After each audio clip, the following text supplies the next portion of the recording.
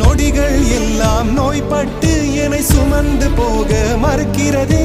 மொழிகள் எல்லாம் முடமாகி என் மௌனத்தை கூட எரிக்கிறதே. சுவாசிக்க கூட முடியவில்லை, என்னை வாசிக்க மண்ணில் எவருமில்லை. என்னை எனக்கே பிடிக்கவில்லை, காரணம் கேட்டால் தெரியவில்லை. நினைவுகள் நெஞ்சினில் புதைந்தது.